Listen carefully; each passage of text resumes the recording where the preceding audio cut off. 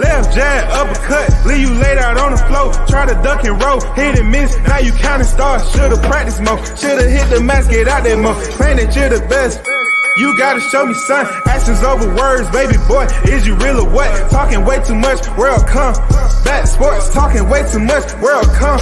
Back sports, talking way too much, world come. Back sports.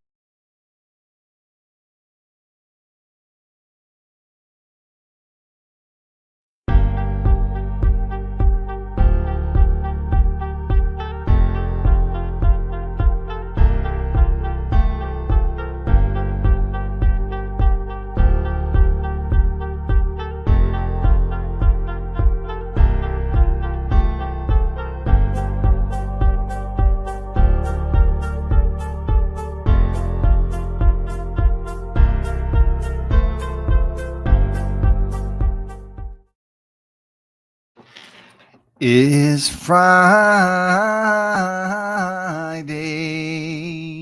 Yes, it is.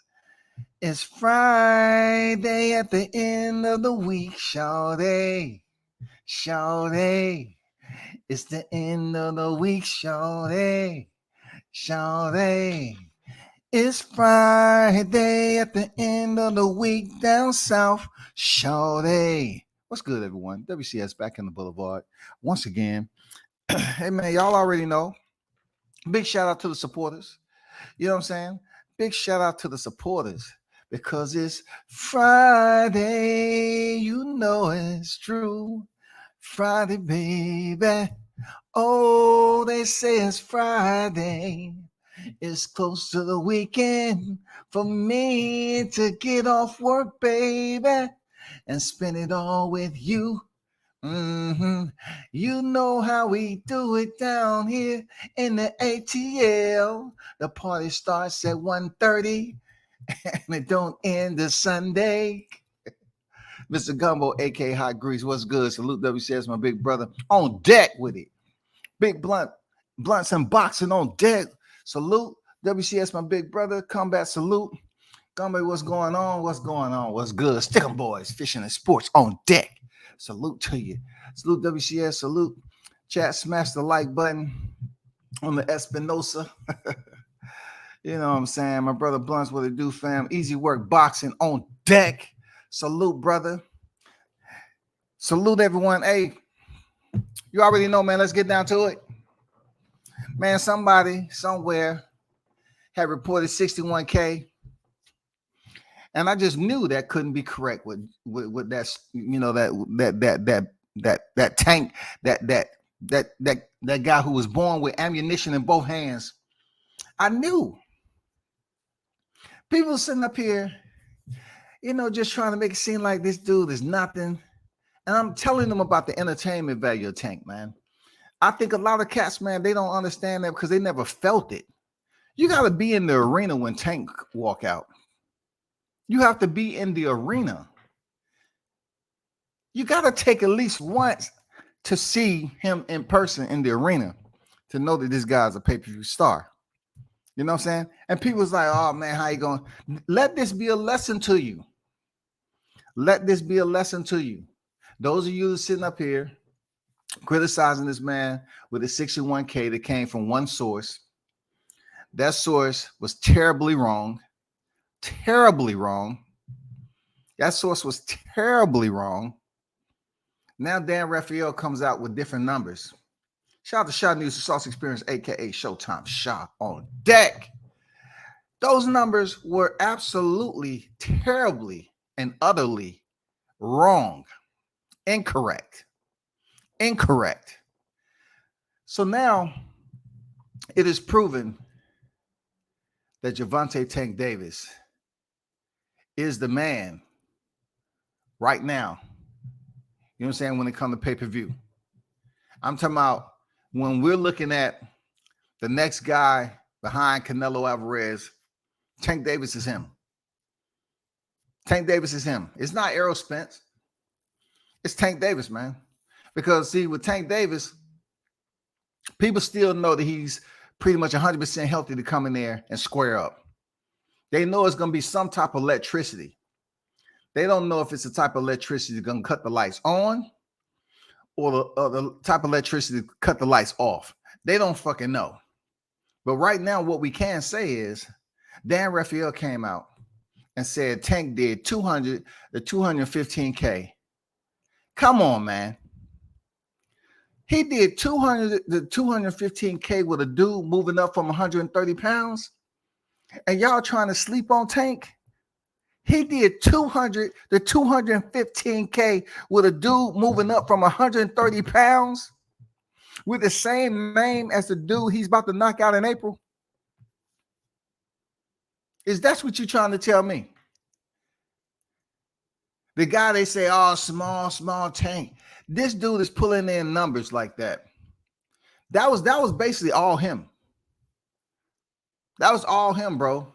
And look, it's going to be some haters to say, well, you know, what do you expect? They were in D.C. What do you expect? It's not that far from Baltimore, man. You must not have been following boxing for the time.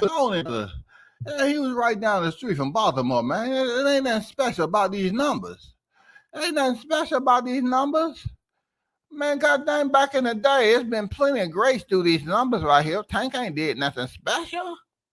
I'm just telling you, he ain't did nothing special. I'm telling you, he did, y'all. This is good news. I'm glad the legitimate confirmed numbers, the range has been submitted. You know what I'm saying? You know what I'm saying? I'm glad it's been submitted because truth be told, I would believe 215K for him doing a fight in DC. And the fact that he's going up there fighting a dude who just came off beating a brother. Now, once again, I must explain. I already know he fought Roger Gutierrez in between. I'm talking about the momentum that he had from shutting down Chris Colbert when people thought Chris Colbert was going to run through this guy, and it didn't happen. So therefore, this man had momentum coming up there at 135. And why don't Tank get that energy? It's not too many fighters right now in the sport that can damn near guarantee you a KO. It's not many, bro. It's not many people in this sport, not many fighters in this sport that you know they're going to come bring you that KO power. But see, Leo Santa Cruz said it best. Leo Santa Cruz said it best, yo, because he's been there. Tank sent that man to the upper stratosphere. He's been there. You know what Leo Santa Cruz said? He said, Rolly, you better be careful, my friend. Tank's power come out of nowhere. Be careful. I send you this warning. Be careful. Leo Santa Cruz tried to tell them fools. Tank Davis' power comes out of nowhere. Be careful. He sent the motherfucking warning now. Why are y'all sleeping? What do you want? Let me ask y'all this. Not so much to get people in my chat, because I know there's one or two haters in the chat. But look, what do y'all want in a fighter? If I keep telling you all about the old model of a pay-per-view that's quite different than the new model, due to many variables that allow people to source this information, the information being a pay-per-view stream, they're able to source it without payment, without applying a wager, without a monetary ledger. It allows them to access this damn footage. What do you all want from a fighter? If y'all, all y'all gonna do is criticize every time a fighter's on something dealing with pay-per-view, and you have something negative to say, what do you want out of boxing, bro? Are we at a point right now where the neural link isn't that far and few in between? Will boxing revive itself once the YTC, most of y'all niggas goddamn get the neural link shoved in your motherfucking skull. What do y'all want exactly? Because I can't even fathom like how y'all thinking right now. I'm not on that time. Like, what y'all niggas thinking? It seems like every time we got something good coming up, people want to shut it down. It's almost like, no, you don't want to see the best fight each other. You want to just talk about it in controversy, why it shouldn't happen. Hey, so-and-so fighting each other. Oh, man, fuck that, man. God damn.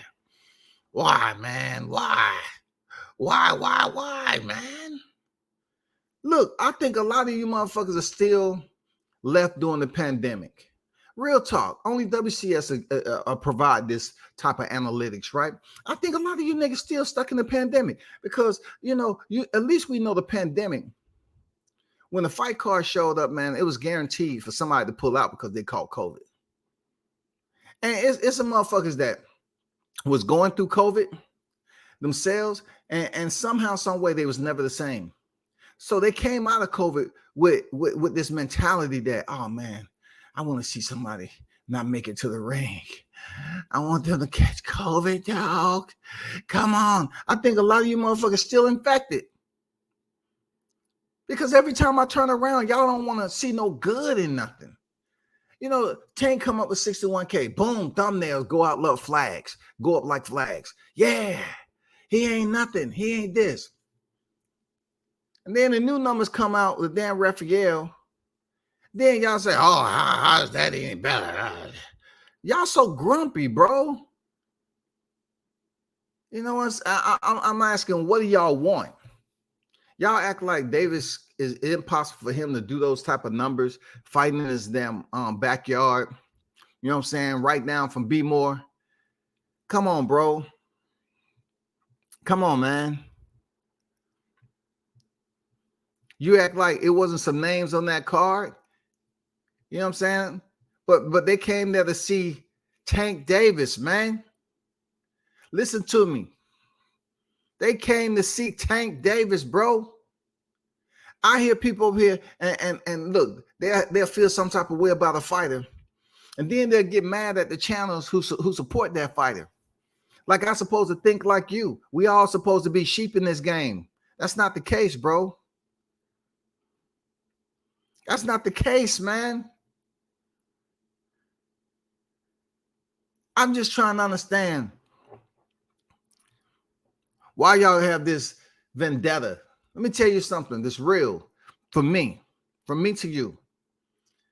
Listen, it's easy for us to sit up here and be judgmental on what Gervonta Davis situations has played out on in the eyes of the public. We can sit up here and place all the judgment. We can collect the data. We can listen to all we want, man.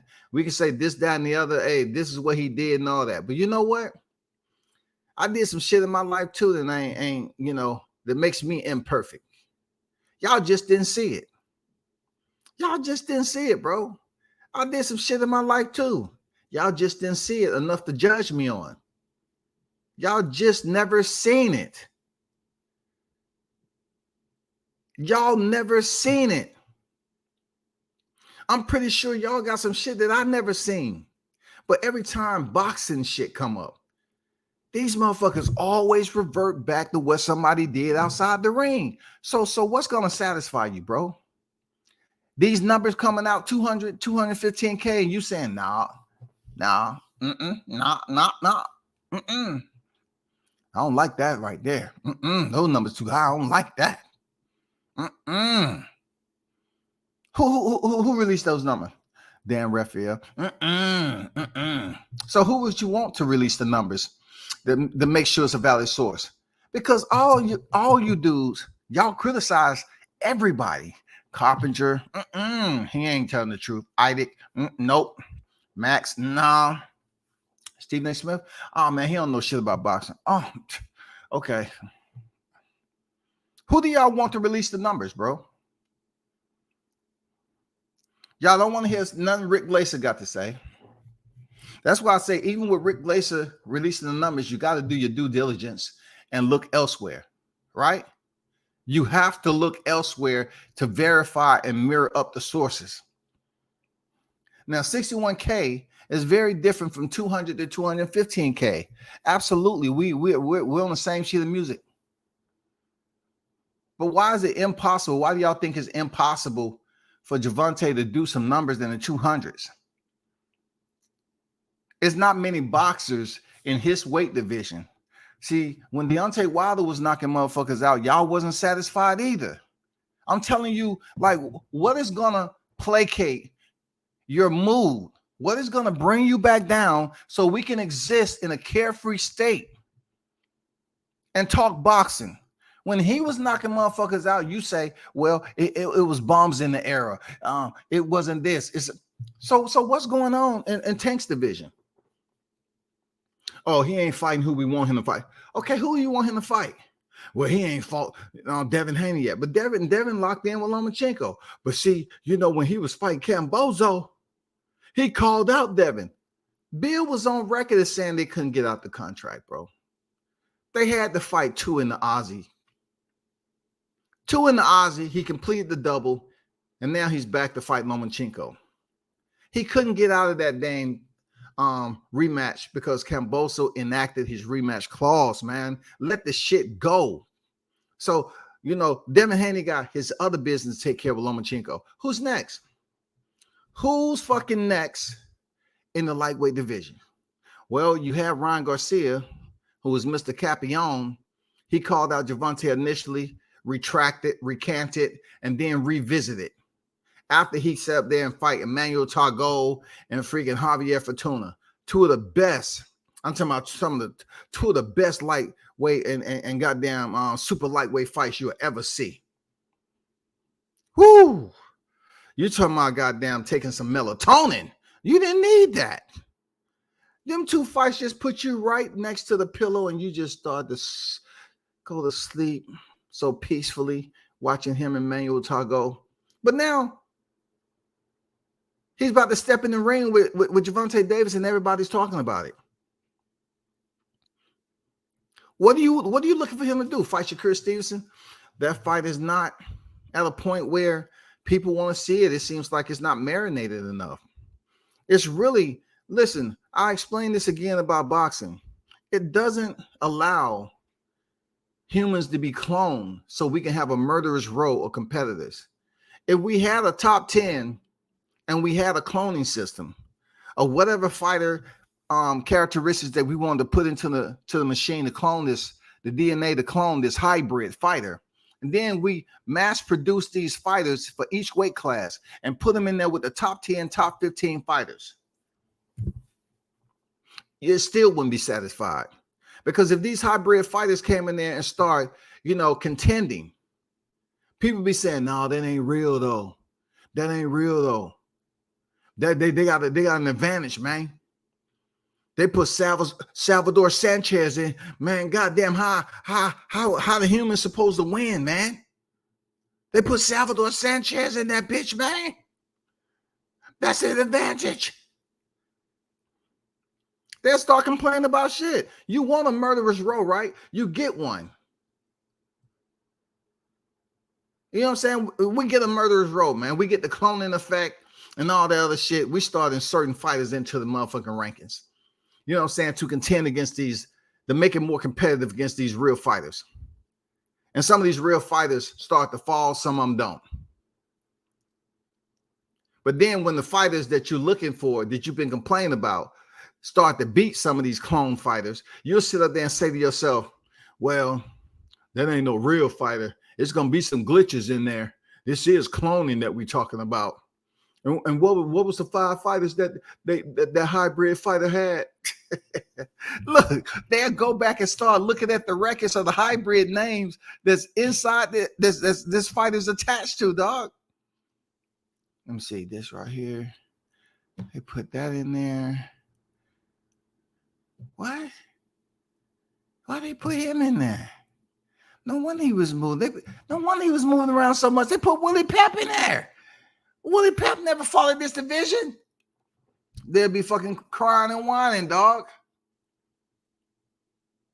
Boxing fans are never going to be fucking satisfied. But you have a compact, lethal, dangerous fighter in Gervonta Davis.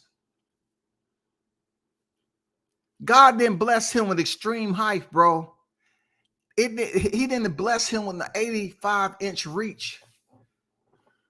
He didn't bless that dude with everything you want him to have, but he did bless him though. You know what I'm saying? He blessed him with a pass that he had to be strong enough to survive that motherfucker. Not a lot of human beings in life can survive what he went through coming up out the dirt. He came up out that bitch, man. The travels may have been rough, but he came up out of there. Then, you know, he was blessed with having power and competing in a sport. You know, putting all those trials and tribulations, man, and all that dark side that he experienced. Now he's in the light. You know what I'm saying? Now Tank is in the light. Now, you know how fair weather boxing fans are? You remember when they used to say, Tank need to leave Floyd. Tank need to leave Floyd. So, you know, these are the same people who was trying to get a picture with Floyd every time he showed up to the Tank fight. See, a lot of y'all don't know that because you never showed up to fights, right? So now he got to a point where he's going to spread his wings on his own. Boom, he ventures off. Floyd didn't show up to the fight. But Tank still shine. And they still unhappy. Like you still unhappy that the numbers came out higher than 61K. Y'all motherfuckers don't care, dog. Man, what do y'all want to see? Y'all want to see a bunch of people that move around? If Devin Haney gives you some boxing, but he doesn't give you what Tank possesses, what God blessed this man with, y'all dissatisfied. Y'all fucking dissatisfied, bro. And look, the one thing I'll salute Haney on, Haney doesn't have the so-called checkered past, or you know what I'm saying, he doesn't have the bad boy image like Tank, right? He has somewhat like a good image. He's out of sight, out of mind. And I don't blame the man at all, but he's in a sport. He's going to have to promote who he is. But he's not out there like that. But he still get dogged out in boxing for not possessing this certain amount of power. But he obviously is a pure boxer. The dude can box his ass off, right? Then you go to Gervonta, who people want to act like, okay, yeah, he done did this, this, and this. He hit and run. He did this. Okay, it is fucked up. But once again, within my own self, I did shit that y'all ain't seen in life that was fucked up. You just didn't have the visual to judge me on it because I'm not in his position. I'm not on TV. I'm not out here making millions of dollars. But the man gives you excitement, what you want to see in boxing, and y'all just forget y'all support Mike Tyson. I swear to God, y'all niggas, look, y'all forget y'all support Mike. Y'all same niggas be up here debating and always add Mike Tyson that. Mike, you know what Mike did? Mike, you're criticizing Gervonta for the shit he did. Combat sports, you're getting punched in the head. A lot of these fighters, man, they have little episodes. They have criminal shit that happens with them. They're getting punched in the head. It's just like a veteran, y'all. A veteran going over combat, getting PTSD. We have PTSD, bro. It's certain things that we do to get around it, but sometimes we have episodes where we think about that shit. Boxing, there's PTSD. You getting punched in the motherfucking head, yo. Boxing has PTSD attached to it. It's just not talked about. Just like CTE and football is not talked about until somebody goes ahead and do something crazy. Or a fighter end up falling on their face and dying. That's when it's talked about. I'm just saying it's just certain areas like as we judge ourselves, man, first before we judge others. And I know, yeah, they're easy targets. These fighters out here are easy targets, man. They out here in the public and they do fucked up shit, and it automatically get picked up by the media and it's plastered all over the motherfucking network. I get it. But do you want to be a reporter Or are you a fan of the sport? Because I don't understand which one is priority. Are you fucking with him or are you not? Because we've seen worse happen in the ring, brother. We've seen worse shit happen in the ring and out the ring. We've seen some of the worst shit happen in boxing. Antonio Margarito gets caught attempting to cheat. And shout out to Nassim Richardson, the late great Nassim Richardson, man. He gets caught from the attention to detail, knowing good and well it should not be a substance in the hand wraps. Antonio Margarito get caught. Listen to me. This man get caught. Terrence Crawford, Gervonta Davis, they ain't got caught. Errol Spence, he ain't got caught. Deontay Wilder, he has not been caught. Antonio Margarito was caught trying to cheat the sport. Cheating the sport and putting the life of Sugar Shane Mosley in jeopardy. Now, we wasn't there to actually peel back and identify if he had those fucked up, those loaded raps when he fought Miguel Cotto. Miguel Cotto, I've been on record as saying this before, that he may have early signs of dementia later on in his life from taking a beating like that. He took a beating, potentially, allegedly, with plaster and Margarito's hand wraps. Then just so happened, Antonio Margarito was caught cheating the sport, just like Luis Resto and Panama. Panama Lewis was caught cheating the sport. Their damage had already been done, though. Panama was banned. Them two went to prison. Antonio Margarito was suspended. After his suspension, y'all, just because he ain't thrown a punch, he went in and got his ass beat. Just because he ain't thrown a punch with those hand wraps on, he was able to return to the sport. He was able to return to the sport. I'm just giving you a little bit of how these fighters think. Mike Tyson biting off ears. Mike Tyson going to prison for this, that, and the other. He's been on record back in the day saying he was complete savage back then. He was a whole different person. So when you was going through your years of savagery, should the boxing fans forget who you were? Because who you were is why they glorify you today, brother. That's why. Who you were back then is why they glorify you today. Today, you're much more calmer, Mike. You're not trying to go there. But people remember you for your days of savagery. When you was that killer. When you used to walk and have no security. Motherfuckers was goddamn intimidated. But yet you got Tank Davis up here trying to not only fight through the ring, but fight for the love of the fans. And at this point, like I always say, I said this about Crawford. I say as much ridicule as he get from the fans, and I said about Deontay Wilder too. I wouldn't be surprised. I'm not taken back. I don't feel no type of way about them not fucking with the media or the fans. I get it.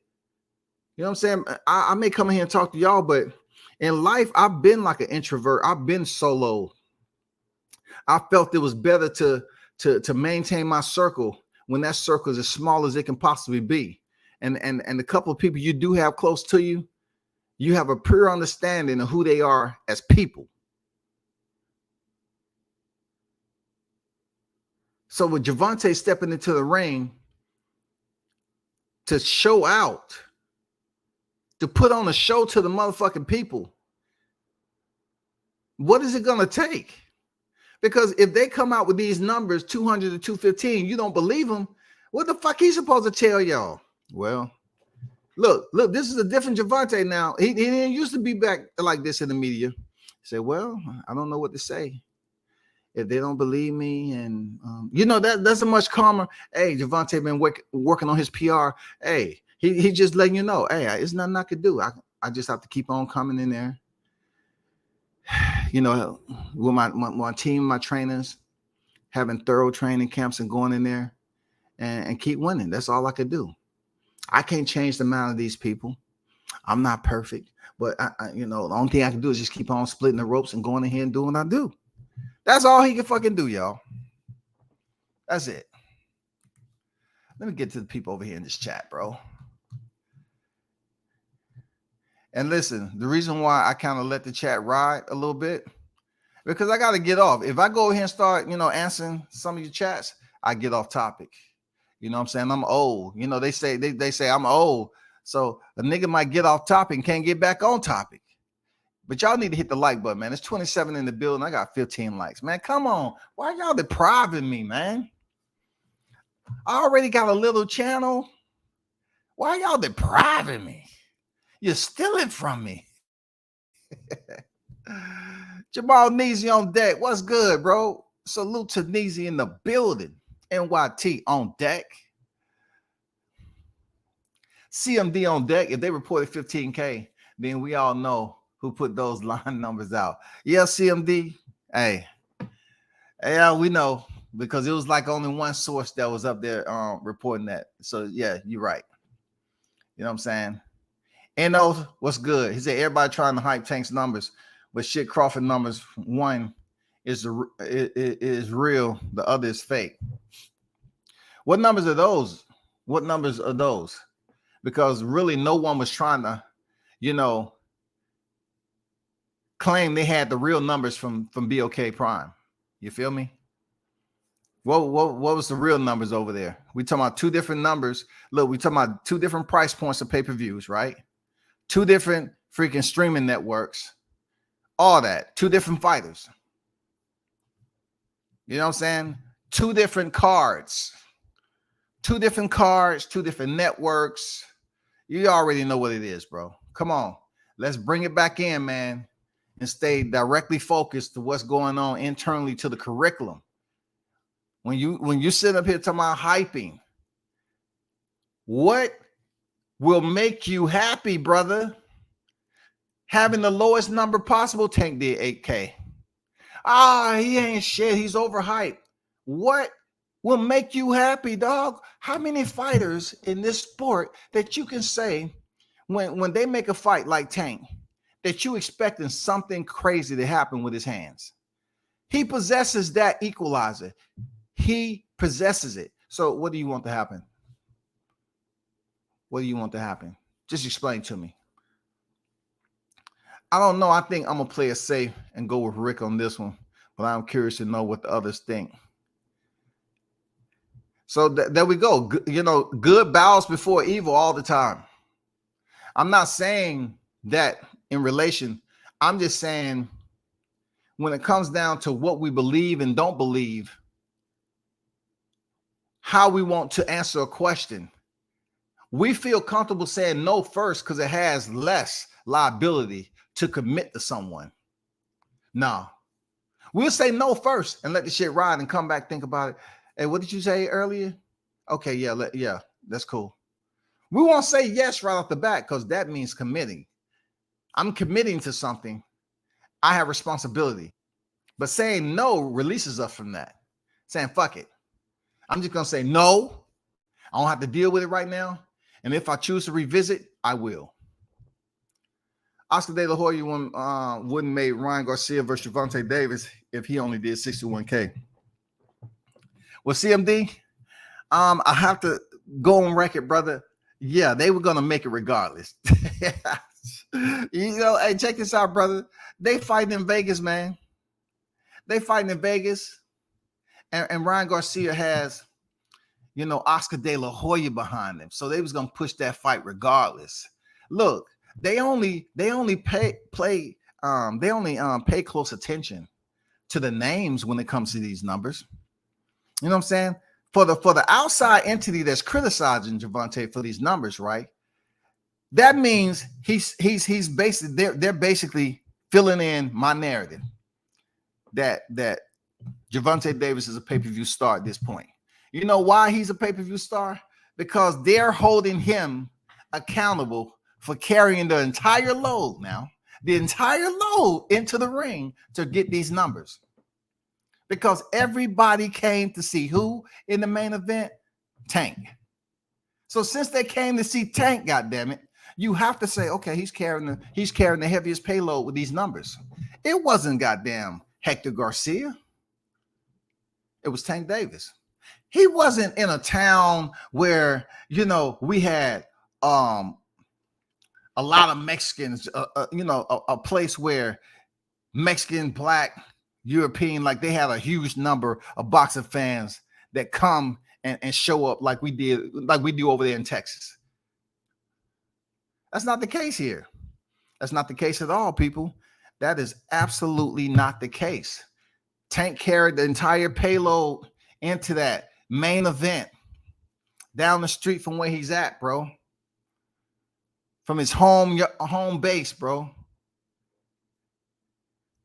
Everybody was talking about that fight because of Tank fighting Hector Garcia, because some people believing that Hector Garcia can go in there and hurt Tank. But then old boy couldn't see out of his right eye. Oh, no saying.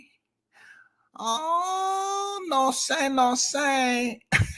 They running away. Oh, shit. God damn it. Tank did it again. God damn it. Then when the numbers come out, y'all want to hold Tank, talking about overhyping Tank. But he was the main event again. He earned another knockout again. Dude say, my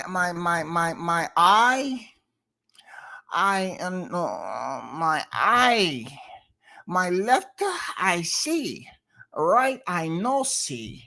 I left eye no, left eye good, 2 finger, right eye 0 finger, dark. Man, Tank hit that dude so hard. Come on, bro. Come on, man. What do y'all want in the sport of boxing? Do y'all want entertainment? Do y'all want some type of performance value? Do y'all want some type of legacy holders? What do y'all want, bro? Y'all criticize Deontay, Terrence. You criticize Teo. All the ones that's named. You criticize. We even criticize Canelo. What do you want? What the fuck do you want? Canelo ain't doing no crazy motherfucking numbers. He's not sitting at the top 3 all time, but he's getting paid very, very well. But the pay-per-view numbers is not registering at the top like Floyd Mayweather, the Mannies with the Connors and all that shit. Canelo Alvarez has never did a pay-per-view where he charged somebody $100. I'm just saying, bro. Sean News say Hector Garcia is still on record saying he's still having trouble seeing now. Wow, he's still having trouble seeing.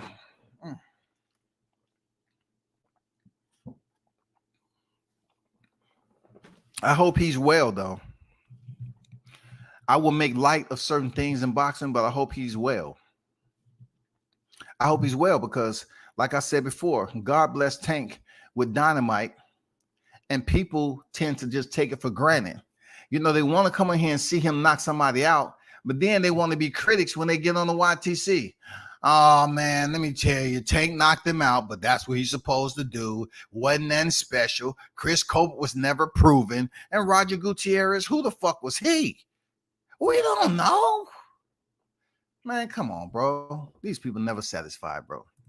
Never satisfied. Shout out to Blood Boxing on Deck, retro boxing and documentaries in the building. Big Blunts, I'm going with Rick too. While they wait to report this so late. It's a reaction to Rick reporting the real numbers. That's my opinion. Okay, so what if Rick reported the real numbers? All right. What if Rick reported the real numbers? I'm trying to ask and determine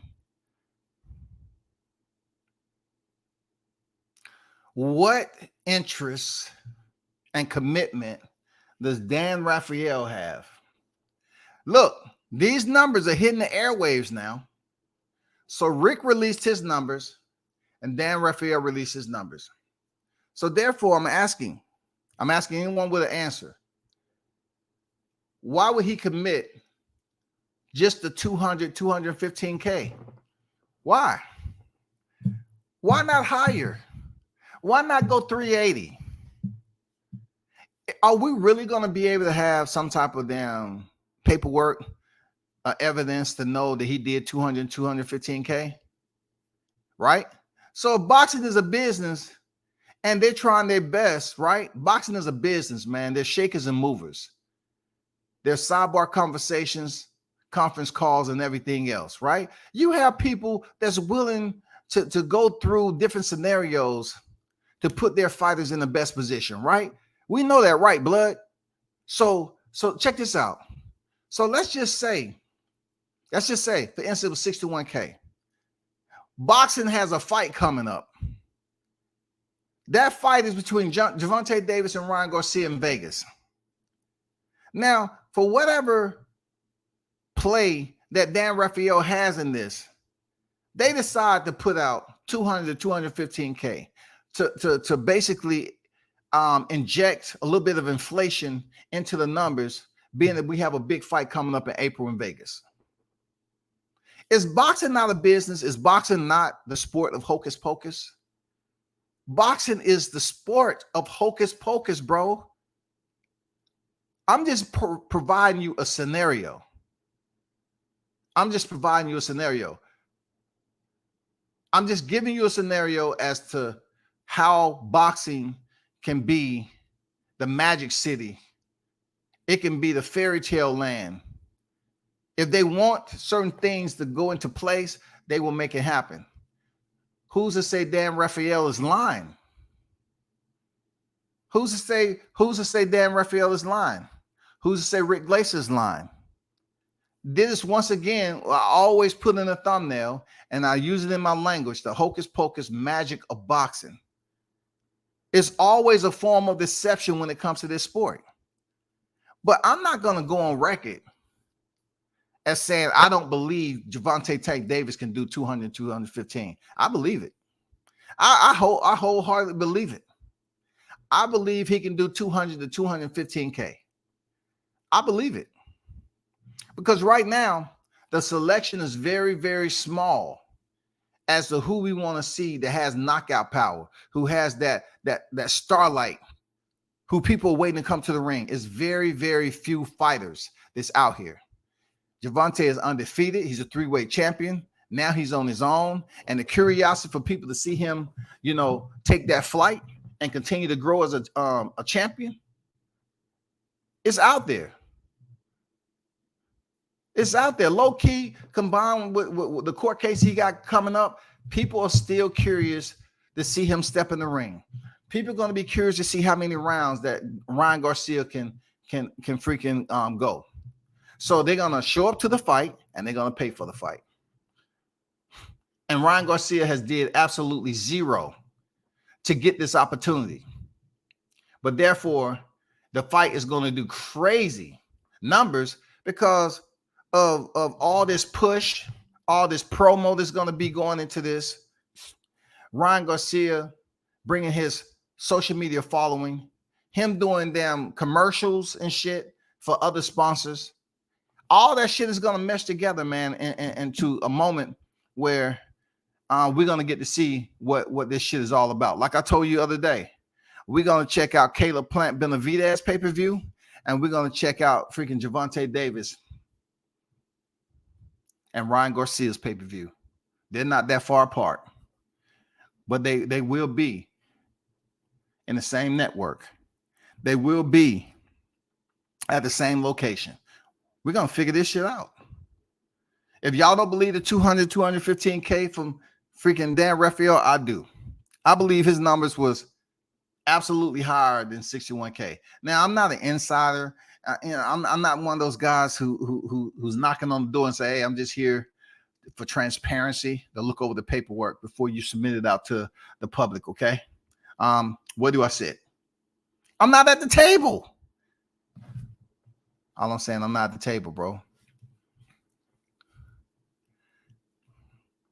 So check this out. Check this out. Dan, what's good? Salute to you on day. He said, yeah, I'm inclined to take Rick's numbers over Dan. Look, I never discredited either one of those numbers. But it's amazing, right? Now y'all picking sides on who you like the less. That's crazy. Because look, when Rick broke the numbers, y'all up here somehow, oh man, nobody believe him. And nobody believed that, this, that, and the other. Nobody believe you either because you're not there to get the numbers, man. You don't know where to source the numbers from. So you waiting on people like Rick Glaser and Dan Raphael to release the numbers. So now you're trying to pick who you like least? Who do I like least? A lot of you ain't never met Dan Raphael. A lot of you ain't never met Rick Glaser. Seriously. Y'all just sit on here. A lot of you ain't never had a conversation with either one of these guys. You know what I'm saying? Y'all just go off something that he mentioned about Deontay Wilder just because he don't favor Deontay Wilder as a fighter, and he's had his criticism. Oh man, he's racist. He's racist. You can't say that. You can't say that, dog. He may have his views, and though they may be poignant, you know what I'm saying? It may sting a little bit more. You know what I'm saying? He might give you the raw edge to the blade when speaking about certain fighters and the promotion they may be attached to. People have been on record as saying he don't like PBC. But yet we have people saying that I'm inclined because I'm going with Dan. I'm going with Rick Glaser over Dan Raphael. And they have their reasons for Dan Raphael not being in their good graces. I get it. I get it. It's boxing all over again. You all are treating these numbers just like you treat the fighters. You unsure of what direction you want to go. God damn, dog. Oh, boy. Yeah, I feel your blood. One of the biggest discussions I heard is how Tank versus Ryan's a huge pay-per-view fight and does 1 million views. 61K will crush that thought. Rick had Wilder versus Helenius numbers weeks before. Dan reported them, and they were correct. Okay, we understand that. And look, once again, I'm not discrediting either number.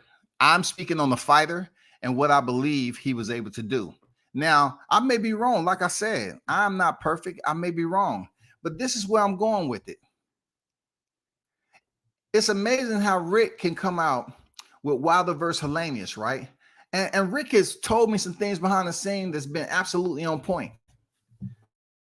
Like I don't really, but Rick, when they was talking, I said, man, Rick talked to who he talked to, and his sources are legitimate. Let's get that straight. Now back to this Wilder versus Helenius. It's funny how he was right with Wilder versus Helenius, but anything else, if you listen to these channels, they don't believe a word he said. That guy.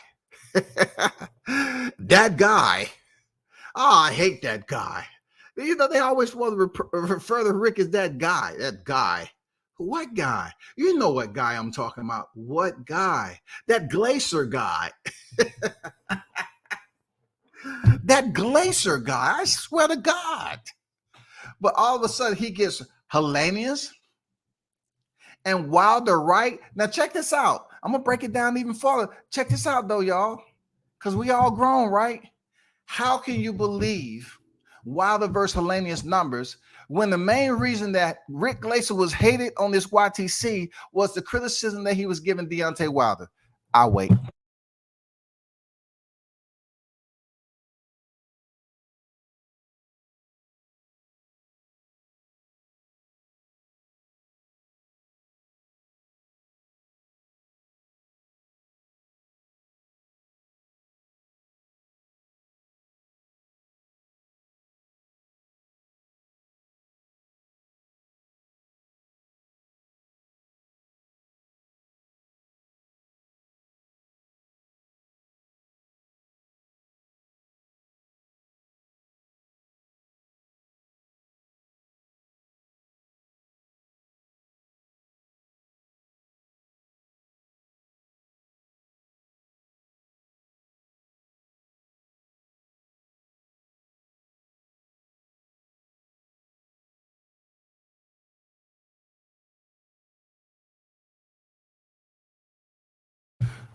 Well, I gave a little bit of time. How does that work, y'all?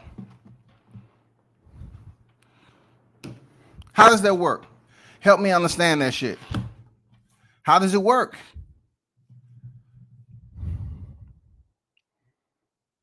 How does it work?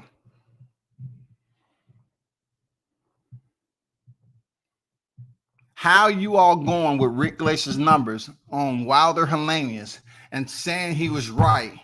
Why are y'all not owning up to the fact that some of y'all was discrediting Rick Glacier's numbers when he came out with Robert Hellenius and freaking Deontay Wilder because he criticized Deontay Wilder all the time? And that's the main reason why y'all had all that disdain for Rick Glacier on this YTC and couldn't produce one tweet to verify how this man was a racist. I'll wait.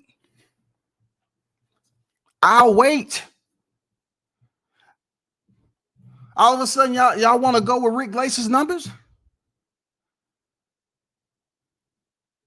Before, y'all wanted to discredit everything this man came out with first. Rick Glacier was coming out with this shit first. And y'all say, no, can't believe that shit. Can't believe that shit. No, that guy can't be trusted. No. He despises the PBC. But now we have Gervonta Davis, who's with Showtime, Al Heyman. He's still there, right?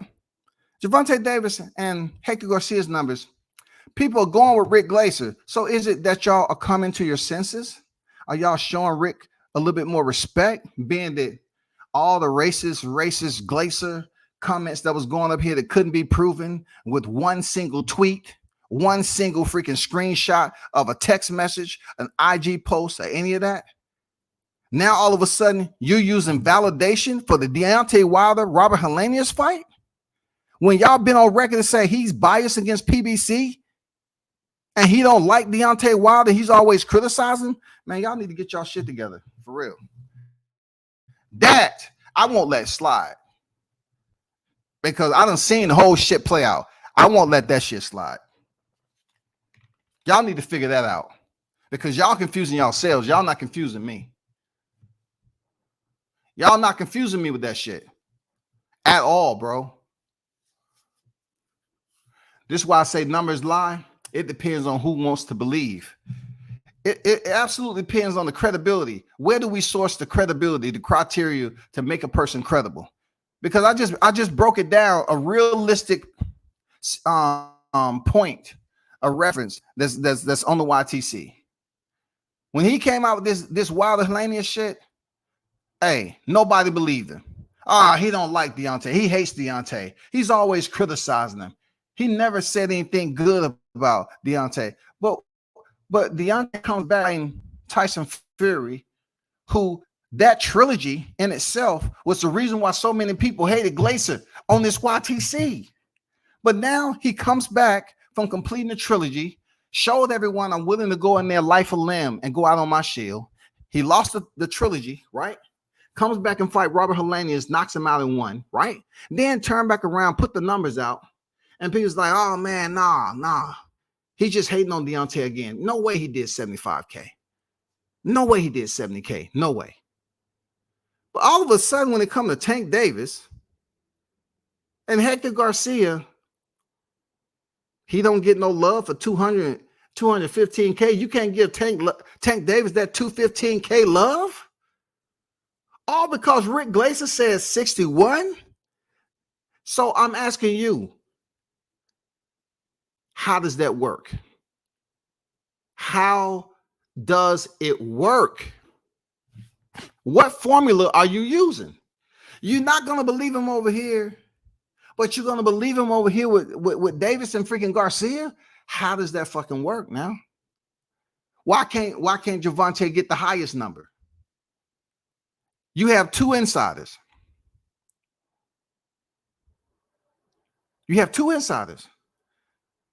How does it work that there's plenty of screenshots out here of Dan Raphael releasing information and people do live on it like it's damn fact?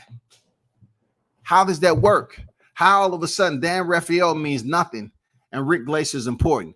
Then you turn around and you criticize the fuck out of Rick Glacier for his numbers of Deontay Wilder Hellenius, but now you want to use him as a reference point.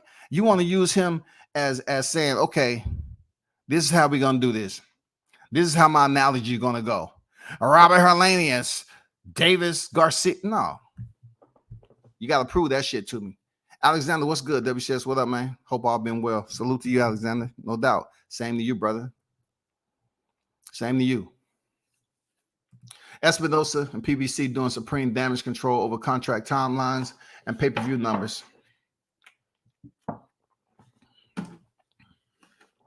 With two of the biggest fights in boxing. Tank versus Ryan and Bud versus Spence. Dundada on deck. What's good? World Combat Sports. Salute to you, brother. Somebody explain that shit to me. Somebody explain that shit to me. Y'all was saying Rick Glaser was a racist based off his criticism of Deontay Wilder, right? So when he brought the numbers out against when Wilder stepped in there with Hellenius, it was very little who believed him. Very little. I remember. But now all of a sudden for Gervonta Davis numbers, they put him up there at 215K. And you're willing to go with Rick Glaser's numbers. That can't be the state of mind that we in the YTC as boxing fanatics. We can't be in that state of mind. All we doing is playing any, meeny, miny, mo with our integrity right now. You're not even making direct and concise decisions. You're playing any, meeny, miny, mo with your decisions on people who you don't like. You don't like the boxer. You don't like the insiders. You don't like the resume of the boxer. What do you like about the sport of boxing if you ain't gonna believe shit that comes out on the sport? Man, that shit is crazy, bro. Nothing is believable in boxing, but yet y'all stay so close to it. One of the most dysfunctional relationships you can have as a freaking fan of a sport is boxing. Because no one believes nothing. You don't believe the insiders. You don't believe the boxers. You don't care about the boxers or who they fight. They got to fight world beaters. It's not enough world beaters that's lined up on the ranking systems for us to respect and say, okay, yeah, so-and-so, that's who we want to see right now. Okay, that's who we want to see. It's not enough. People are not producing killers and putting them since they was a kid into the amateurs and spending all that money and time and sacrifice on these kids. They're not producing kids like that. They're not producing parents like that. It takes a special type of trainer and coach to move a kid up the amateur ranks and for that kid to be special, male or female. And that kid being special, he still has a process to go through on how thorough how in depth his amateur pedigree was to come over here and transition to the professional ranks and go on to be one of the greatest to ever do it. It's a process. It's a process, dog. It's a process that these fighters have to go through. But that's the physical process of it. You know what I'm saying? That's the admin logistics of moving as a professional. Let's talk about the psychological aspect of it. The psychological aspect, they have to put up with us. People who don't believe shit about what goes on in boxing. A fighter, oh, he's okay. Do you like a fighter with or without power? You like a fighter who's a brawler or a boxer? You like a fighter who is a brawler who has slower hand speed than one that's a pure boxer that has faster hand speed? How many performance grades is it to boxing IQ?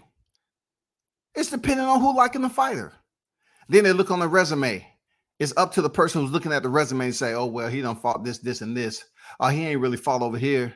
He ain't fought that person. Why they can't make that fight? They'll ask all these freaking questions, knowing damn well the people who they asking those questions to can't do shit about it. We're not at the table, so you asking me questions that only Al Heyman, Tim Brown can answer? They the only ones that can answer that shit. Bob Arum, Brad Goodman, Oscar De La Hoya, Eddie Hearns, they can answer the questions. But we on the YTC. No, I don't like that shit right there. No, fuck that. Tank ain't never did. Tank ain't did no 215K, dog. No. Well, who do we to believe, though? If we can't get it from Raphael, and you don't believe Glaser, Who are we to believe? You want to know how you can relieve yourself of all that stress? Remember what WCS tells you all the time. This boxing would never be a single organization. It would never be included in the boxing topics as a organization, y'all. Boxing is not an organization. It is just a sport with a system that allows fighters to compete. It is not an organization. Once again, I repeat, the sport is not sanctioned. The sport has been running rugged for a long period of time, allowing people to eat from it from all different angles. Look, the tree branches in boxing, it's just too many of them, dog. How can you sit up here and provide structure for something that's too far gone to tie it all together? You can never tie boxing together unless you regulate the motherfucker, unless you regulate the shit, bro. And then unless somebody come up with a head commission. You know how the WBC has a governing body? How would we ever be able to structure boxing as a whole and have one governing body, a commission, somebody to oversee everything that goes on with boxing? Have a president, one president. How's that to happen? They will have to pay off and put Top Rank out of business. They will have to put PBC out of business, Golden Boy out of business. No telling what those entities are worth. No telling what their worth is. So listen, I'm telling you once again, the sport would never be considered an organization. So since it doesn't have that type of structure, you're going to always be disappointed, and we always going to be doing what we do. We're going to sit up here and argue about shit and questions that we have that cannot be answered. You know why we can't answer? Because there's too much of a gap in between our actual position. Our position is here. Their position is over there. Over there is where all the doors are closed and people are sitting at the table and the phone calls are made. We're over here typing. We're typing ass motherfucker. No, that ain't true, man. Hey, drop the link, dog. We some link dropping, goddamn fan. Drop the link. Y'all can't fuck with me. Drop the link. That ain't gonna do shit. Because still, we're basing everything off opinions, man.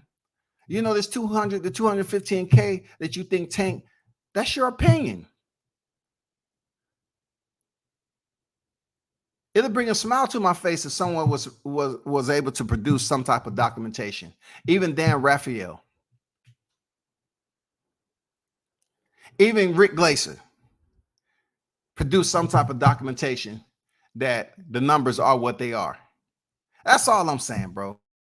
This shit is getting wild, man. We never like anything that's attached to the sport. We don't like nothing. Shout out to Mr. Gumbo, aka Hot Grease, on deck. But I enjoyed your talk about your dad and his friends watching boxing in the early 80s. I remember that in my house growing up too. It brought tears to my eyes. I miss those days, bro. Yeah, man, that was a moment.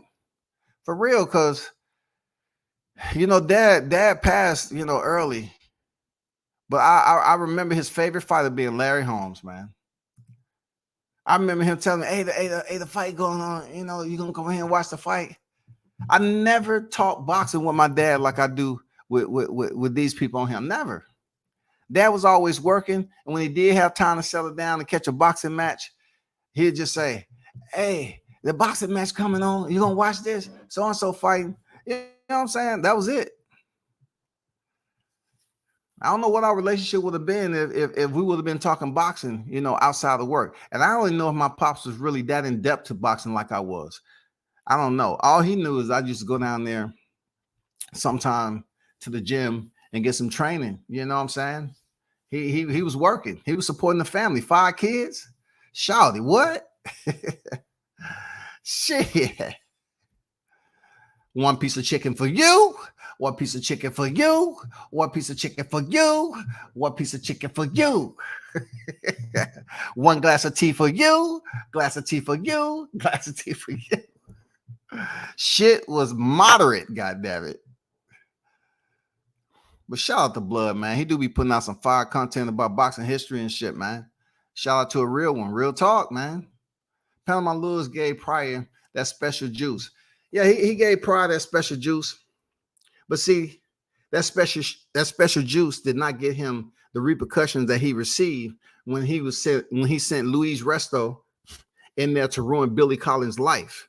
You know what I'm saying? It wasn't the same effect, bro. You know what I'm saying? He just got caught bad. All from a handshake, Don Dada. All from a fucking handshake. Collins pops, man, reached out and he saw the glove. He's like, damn. He touched that motherfucker. He said it barely have any padding. And the rest is history. Damn. The grief they had to experience from what happened. The grief, man. The grief. And you know, I speak about this boxing shit because I love flying around back there. You know what I'm saying? You know, my boy Monsoon, man. It's tragic. 9817.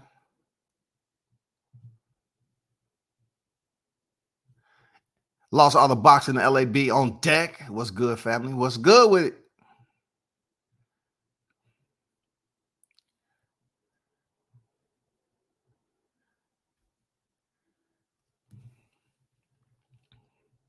I'm just going through some of these chats right quick. Can y'all hit the like button? I have 27 in the building, only 23 likes. You know what I'm saying? It was a point in time where I didn't care to basically address the like button. But I guess I should address the like button. Just hit the like button, man. If you're really in here, you know, for the content. They always bring up bud numbers with everyone. Yes, sir. They always bring it up. Why are they always worried about the numbers instead of making good fights? Because look, numbers is just a way for people to dive deeper into a boxing debate. For those of you that came up with no internet, let me tell you the way it used to be when I was growing up. These same debates and conversations took place in the barbershop. Seriously, they didn't take place at a football game. They took place on the street corner, barbershops.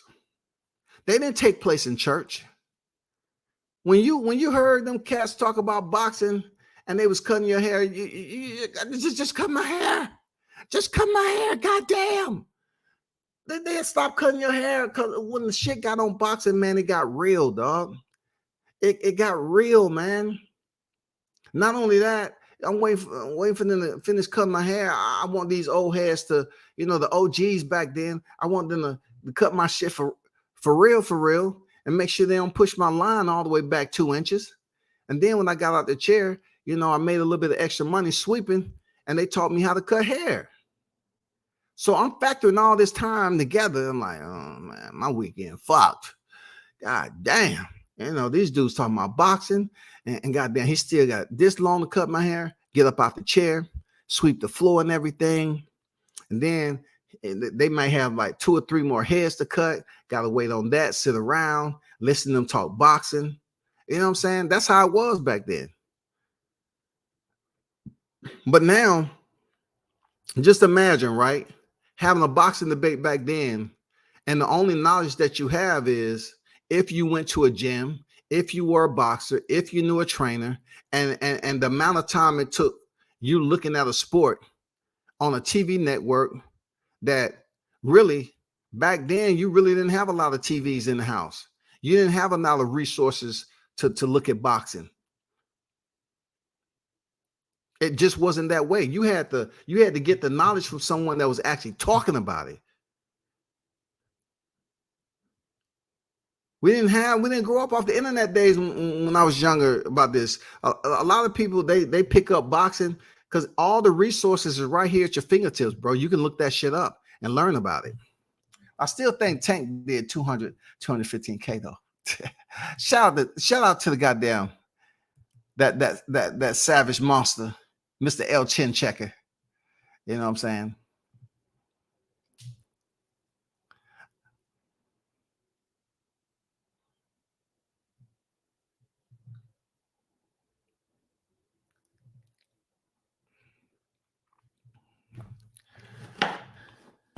They say the fighters are using Bud's pay-per-view numbers to avoid fighting him.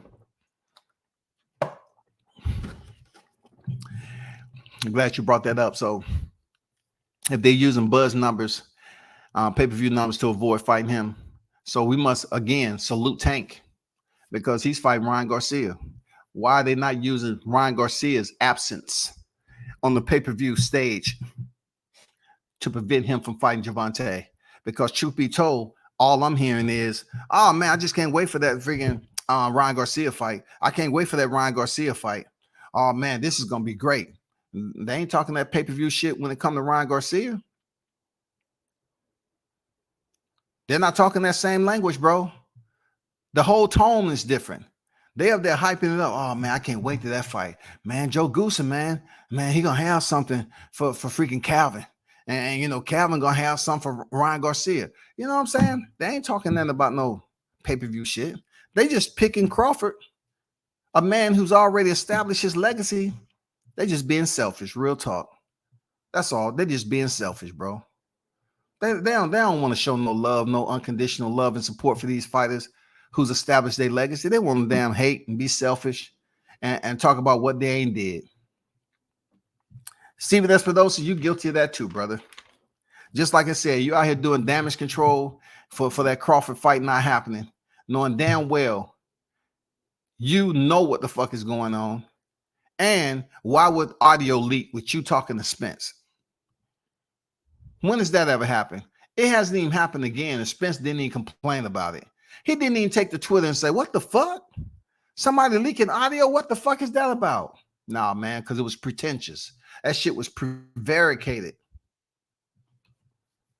Y'all knew ahead of time that shit was out there. You know, putting Spence out there talking about, oh, whine and he don't want to fight Thurman. That's a duck. Still, don't want to fight Thurman. And then people up here, you know, like Spence, he's releasing April, but yet other damn people releasing that the fight is going down in May. I'm telling you, Hocus Pocus of boxing, bro. Y'all not senile yet? Y'all don't have headaches and migraines yet trying to deal with this shit, bro? You and I both OG, Mr. Gumbo, aka Hot Grease. I've been saying this for almost 2 years. Boxing is a new WWE. The one thing about WWE, right? This is the Mr. Gumbo, Mr. Sucker Free, right? Gumbo. The one thing I can say about wrestling fans, they show up to the arena knowing that wrestling is choreographed. They totally understand it, that somebody's going to win and the shit has a predetermined result, right? But these motherfuckers be out there with signs and shit. Yeah, yeah. Dump him on his head. Yeah. Off the top rope. Yeah. They know. The motherfuckers have signs and props. Effigies, semiotics. They be having their shit up there screaming and yelling. They understand what they claim to see. They understand that wrestling is freaking predetermined. But when you see them perform, when you see the wrestling athletes perform, you say to yourself, damn, them motherfuckers are good. Shit, they doing a triple flip off the top rope? What? God damn, they super kicking a motherfucker that close and not dislocating their jawbone and a mouthpiece, goddamn having that GPS on it. God damn, dog. And look, a lot of these wrestlers don't even wrestle with mouthpieces. That's crazy. They know what they know what they're coming to see.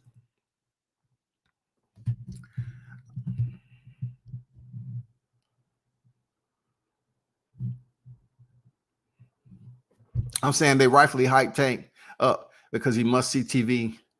Those knockouts are coming. He's controversial outside the ring. Excuse me, which helps. But Crawford gets less hype, but knocks out everybody.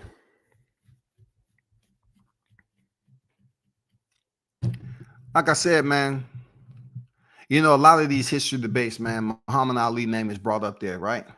But I remember, like, I remember people telling me that Muhammad Ali avoided the draft. He refused to go over there. And when I heard that one side of the story initially, I didn't quite understand. It's not like I was getting ready to go. You know what I'm saying? Like I had to understand why he did what he did, right? And come to find out, when I heard him speak on it, say, what have they did to me? You can't even protect me right here in my hometown. What have they did? They ain't deprived me of my rights. They ain't denied me of my justice. They ain't denied me of equality. But you have. My real enemy is right here. You the white man. You're my enemy. That's what Muhammad Ali said, bro.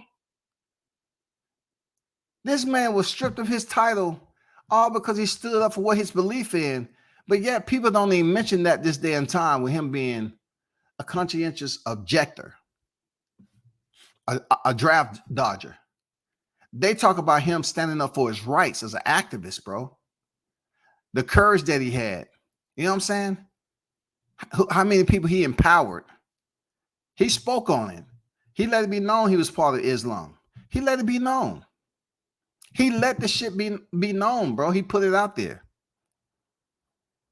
But obviously his word was just that. You know what I'm saying? He'll be talked about in boxing debates as being one of the greats. You know what I'm saying? One of the guys who stood up and let it be known as like, look, you can't get any clearer than that. He say, them Viet Congs ain't did nothing to me. They ain't trying to oppress me. They haven't. So why should I go over there and fight your war when you won't fight my war here, right here in my home, you know, where my own country? Why? You won't do it. The danger is not the Viet Cong. The danger is right here on my home soil. That's the message that Ali was putting out there, bro. But people don't want to talk about that. People don't feel the need to address it. You know, we have all these boxing debates and we be going at each other's throats. And majority of us is black. Not all of us, but majority of us, we black. You know what I'm saying? There's one thing about my people though. We a lot of y'all emote on demand with words. Words. You rather throw your whole life away with words, bro. Just because somebody said something to you. They didn't come over there and disrespect your family and that. Throw a rock through your window. They just say, hey, you're a bitch ass nigga. And then you lose your motherfucking mind. I'm flying out. I'm flying out. God damn it, I'm flying out. Dundada said the praise fighters that have no legacy in the game, but shit on walking Hall of Famers like Crawford and Canelo is no other sport do fans shit on Hall of Famers. I agree with that. MMA, definitely don't. Look, we're talking about mixed martial artists with multiple double-digit losses. And man, they walk in the motherfucking room, man. They treat them dudes like they're combat gods, man. Like they're gladiators. They show respect somewhat like the Japanese show. The Japanese nod their head in respect of someone who's an elder or has more of a higher position, right? They nod their head and shit and show respect. Height.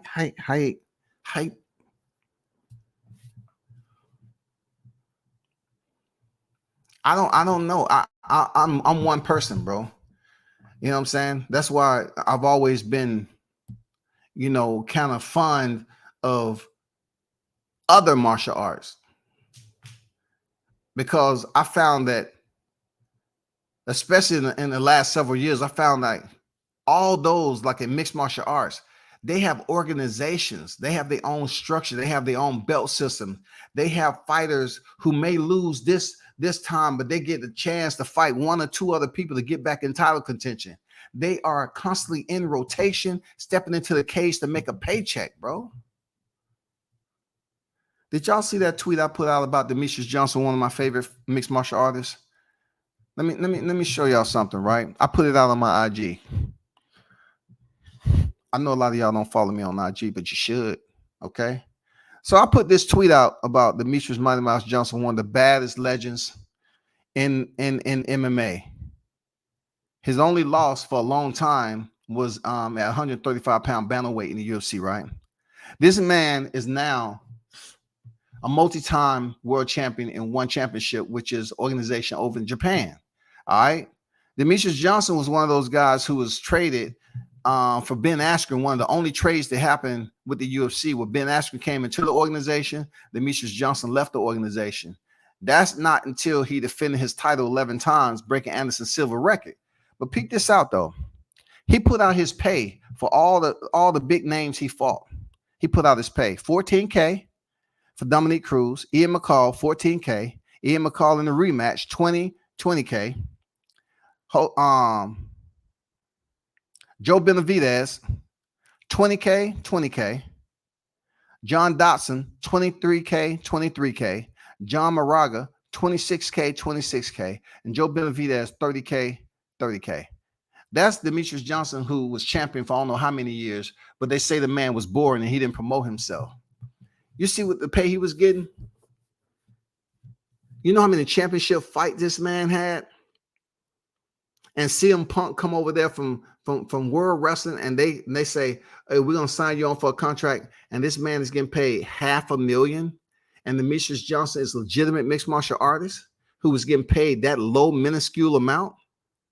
But they came and brought a popular World Wrestling Entertainment wrestler, CM Punk, over there.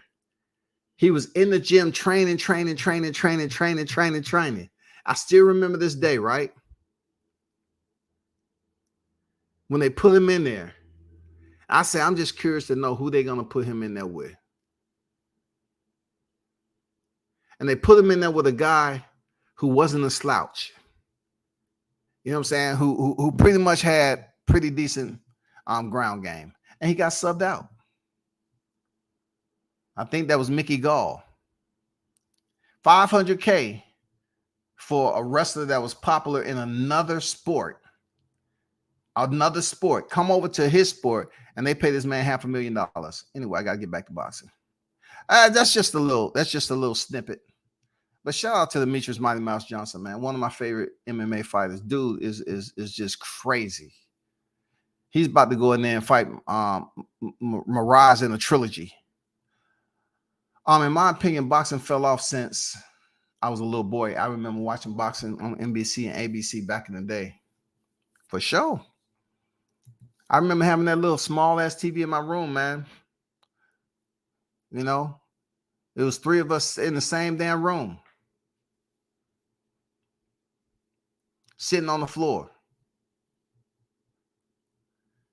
Boxing is all smoke and mirrors. All A-side fighters are groomed and built up with careful matchmaking like Spence, Canelo, and Tank. I'm subscribed to Dan's newsletter. He be offering the same great content. Listen, you see all these big guys out here, right? Like Dan Raphael and them guys, right? Not so much Mike Coppinger, but you see all these guys like Dan Raphael that was writers and insiders and stuff. These guys sit down for a long period of time and put information out. They sit down for a long period of time, bro. You know what I'm saying?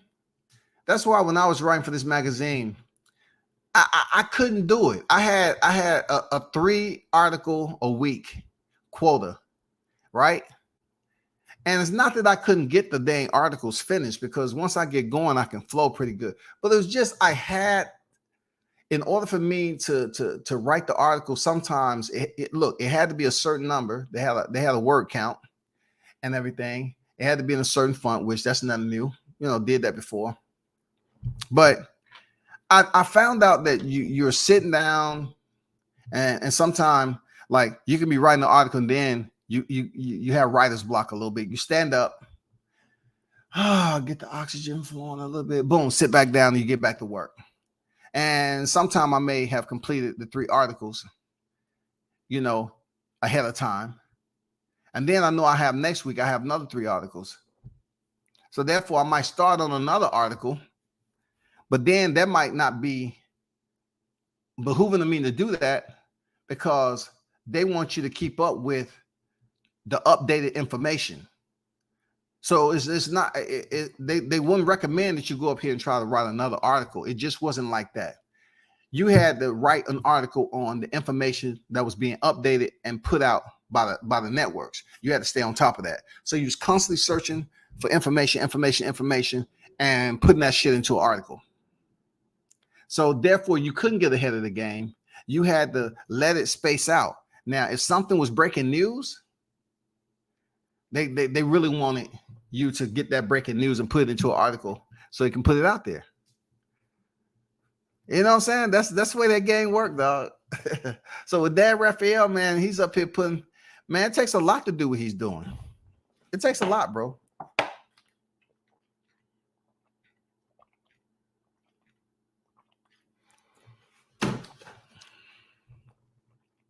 I just think people need to stop saying the numbers don't lie. I don't know who has the right numbers, but the range of reporting is all over the place by these guys. I agree, Blood.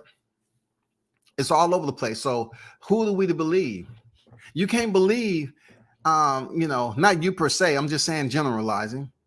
We can't believe that Rick Glaser was lying on Wilder Helenius, but believe him because he's talking about Tank and Garcia. We can't do that.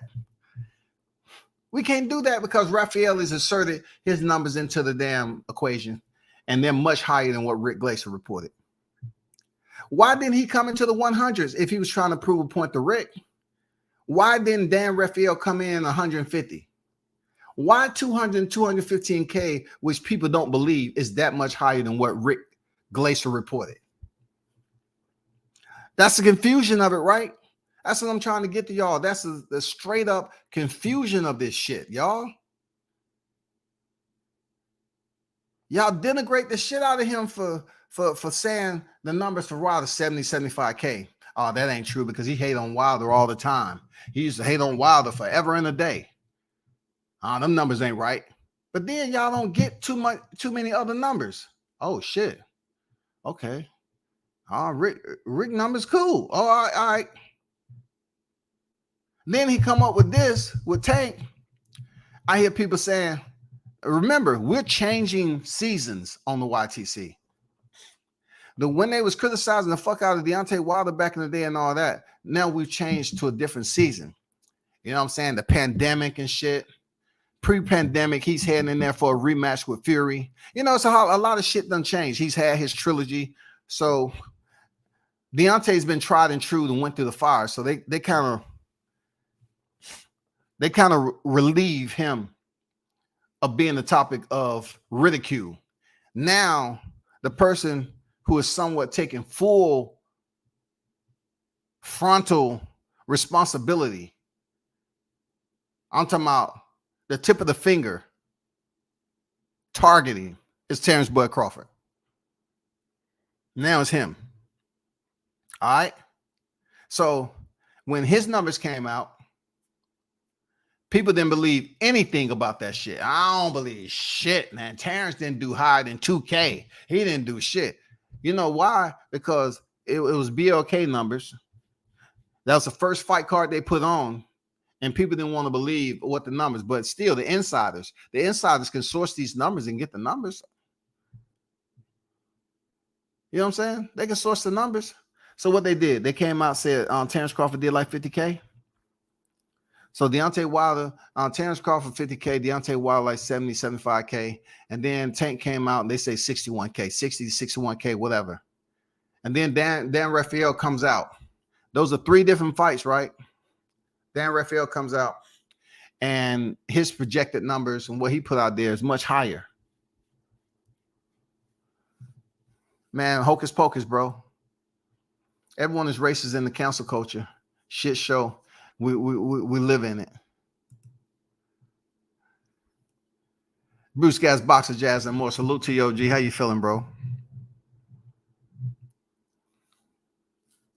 Documentaries I'm getting into pay-per-view numbers for any fighter. I'm done getting pay-per-view numbers. That's smart. Just bring us the best fights. That's a huge request to ask, man. You know what I'm saying? And though that request just seemed, you know what I'm saying, like it's so easy. Like we're talking about combat sports, right? And say, please give me the best fights. That's all I want. I want the best fights. It seems very, very easy to just lay that out there. I have a simple request. I just want to see the best fight the best. Right, Blunts? But then you turn back around And you can never forget that the sport is a motherfucking business. And the people that's running the business of boxing, they do it their way, bro. A side, B side shit. Why? Why does it have to be that way? But it will always be that way. It's ingrained in boxing. Man, I'm the A side. How are you the A side? What makes you the A side? It's not what you've done, it's who you with. It depends on look, it depends on let me recant that. For some people, it is what they've done. But for some people, it's who you with. When Canelo stepped up there with Triple G, how can he be the A side and Triple G had the belts? How can Canelo be the A side and Triple G had the belts? But Triple G still got paid. I guess it's okay to be the B side when you're still going to get A side money. Still got paid, though. You know what I'm saying? Mike Garcia go up there to Errol Spence. He's the B side, still got paid. So really, what was he truly the B side? We always going to have this dilemma, bro. It's always going to be up for debate. I don't get into those numbers. 2022 was the most I ever spoke on numbers. And I'm not going to keep on carrying on about numbers because all these cats that sit up here and talk about numbers, they'll always bring up, well, how many fights have you went to? I know this person. I know that person. I know this person. But still, you yourself are not, it's not an insider to know about the numbers. You're just talking to the people who are insiders. That's the exact same shit that we have going on with Rick Glaser. We talk to Rick Glaser. We're talking to the insiders. So you ain't doing nothing I ain't doing. I know people at PBC. I know people at damn Top Rank. I know people at the primary promotions that I can communicate with that I do. When I hear news break out that's so far-fetched, I always call them up and have that conversation. That's all.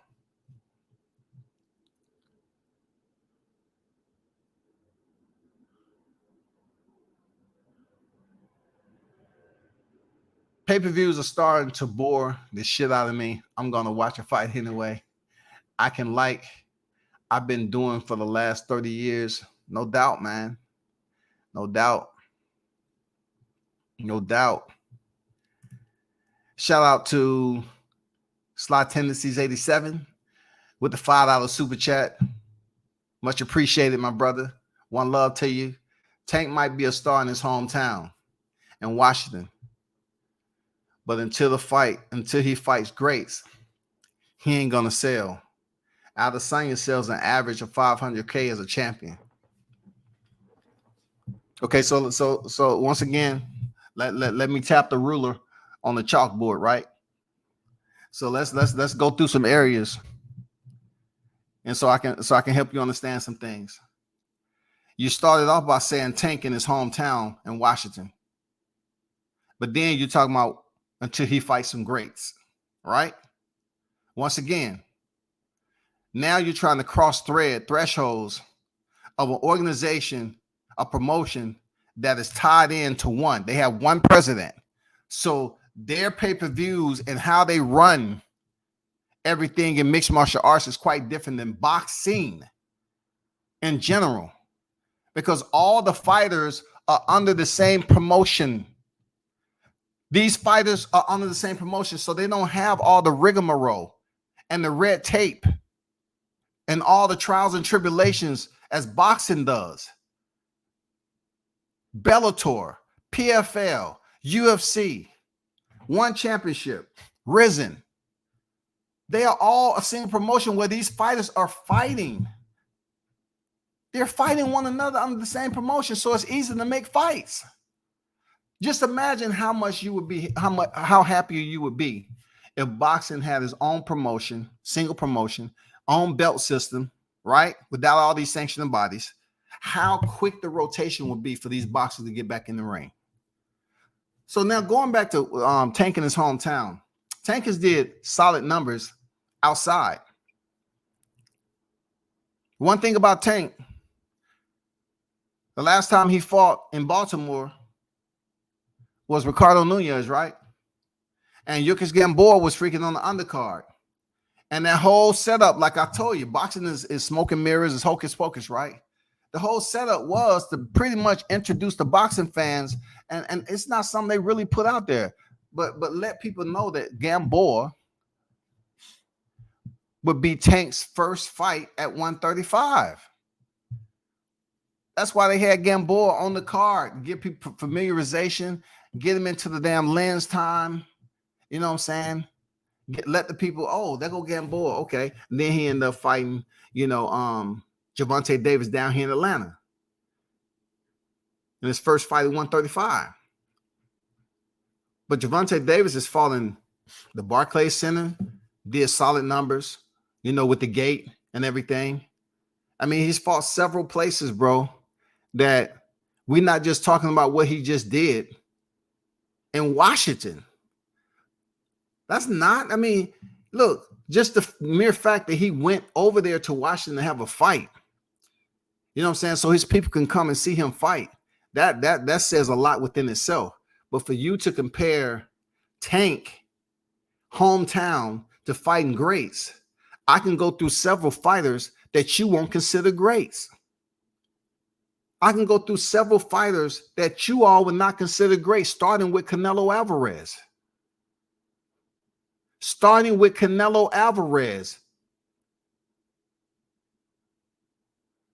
Do you think he built his career off Gennady Golovkin? No. They went to a draw first, and then in the rematch, he won. It took him down there 8 fights or whatever, before he revisited the trilogy.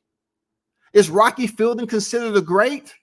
Is Callum Smith considered a great? Is Billy Joe Sanders considered a great? Because that's one of his greatest moments, unifying the super middleweight division. Is those individuals I just mentioned, to include Caleb Plant, are they considered greats, bro? Where are you going with this? How many fights do Canelo have? Is Daniel Jacobs considered a great? Abney Yildirim? Boxing will always be a sport that you can break down someone's resume and opponents, because life is not producing fighters, these hybrid fighters, off the conveyor belts. So what are you talking about, greats? Until Tank fights are great. Name fighters who have followed great in this era. Where are the greats at in this era that constantly fight each other? We just seen it play out with Crawford. They didn't want to fight Crawford. That is a name that Errol Spence needs on his resume, right? But other fights can be made. Cross promotion. Cool Boy Steph is going over there to Japan to fight Naoya Inoue. How?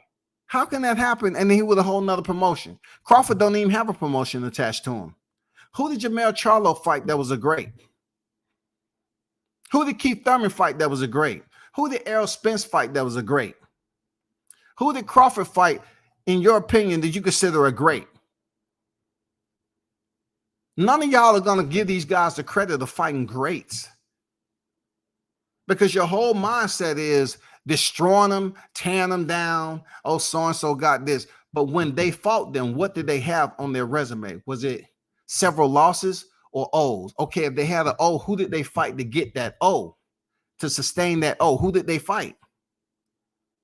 You can go to the highest form in the heavyweight division all the way down, and people be like, do you consider him a great? Do you consider Tyson Fury great? Cheater. You know what I'm saying? It's always going to be, well, that was a long time ago when he was cheating. No, a cheater's a cheater. Just because he was unified champion back then, we don't have the Klitschko brothers in this era. We have the Deontay Wilders and the Tyson Furies in this era. We have the Anthony Joshuas. Is Oleksandr Usyk great? Are you still considering Anthony Joshua a great? Real talk. I just heard somebody else talking about Oleksandr Usyk's resume at cruiserweight and said he fought a bunch of bums.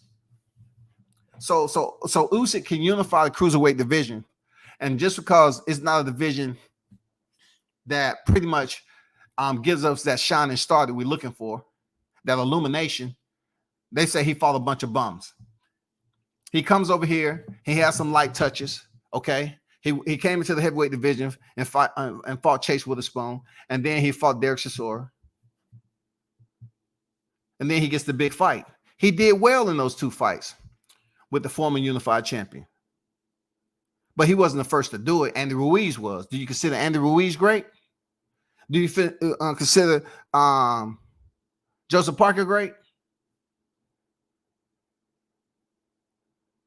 Do you consider a lot of these fighters that you know, Dimitri Bivol, he beat Canelo. Is he great because he defeated Canelo? Or do you have to wait for the rematch that may possibly go at 168? Is Sergey Kovalev great? Do you consider Andre Ward great? Manny Pacquiao, with several losses, do you consider him to be great? If he is great, why do you consider him to be great? His 8 divisions? Okay. But he was knocked out early in his career too. The list of criticism never fucking stops when it comes to boxing, yo. People are always going to criticize. It's Chris Stevenson. He great? He ain't fought nobody. But do he have a potential to be great? I don't know, man. I don't know. I go down that Jeremiah Nakathilia fight and that Tokakun Clara fight, man. That was a boring fight for me. I couldn't really do it. You know what I'm saying? And then he went the distance. They always gonna have fucking criticism. Oh, he picked the belt up from Jamel Herring, but you know who was looking for Jamel Herring? It's always gonna be criticism, bro. Boxing fans are never fucking satisfied. But you go over there to a mixed martial arts arena and you have fighters with several losses and they keep on fighting and then they work themselves back in title. Man, them motherfuckers are considered legends, dog. They considered legends, man. When they walk in the room, you be like, God damn, that's so-and-so right there. Like, 2 of my favorite fighters coming up in mixed martial arts that I like was the Diaz brothers because they pretty much first represented family.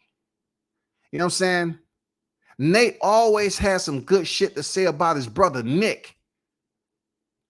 I love that about them, man. Because that same dynamic is not what I got growing up as a family. He always has something good to say about his brother, Nick. Nick had something good to say about Nate. 2 tough motherfuckers, man. They walk in the building. Those are legends right there. Even though they wasn't damn world champions, Nate and Nick Diaz fought some of the best names. And even without the strap, they're considered legends of that sport. Not so much with boxing. You know I'm right. You know I'm right on that now. Even if you think I'm wrong, I'm right. Because you may not follow the sport for you to think I'm right. And you say I'm wrong, but no. If you believe I'm wrong, I'm asking you, hey, how long you been following the sport to make that right?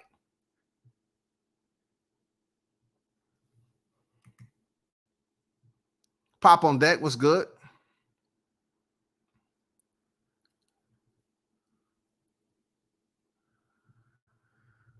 Rick has always been consistent with where he gets his numbers in the multiple interviews and tweets. Some LA-based attorney in the TV industry, if he doesn't know, he'll say so. He did. I have Rick number. I never discredited what Rick said. I don't have people numbers and talk, talk to them sometime on a regular basis and then sit up here and say some shit that I haven't told them on the phone. If I disagree with Rick about something, it's something that I know I can talk to him about on the phone and say, I'm not sure. I'm not this. I'm not that. I got respect for Rick. I told people that. They can say what they want to say about him. They can say what they think and feel the way they feel, but I have never got that vibe from him. We don't have no personal shit going on with, I know his personal life or nothing like that, but he does have a surplus of boxing knowledge for being attached to the sport as much as he was.